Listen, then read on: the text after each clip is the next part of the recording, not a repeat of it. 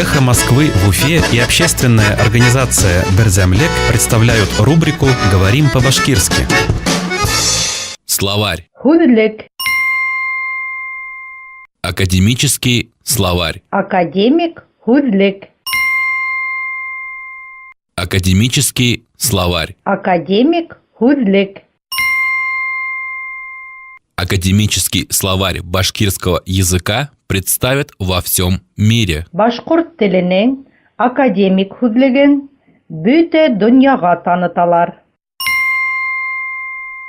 Академический словарь башкирского языка представят во всем мире. Башкорт теленең академик Худлеген бөтә дөньяга таныталар.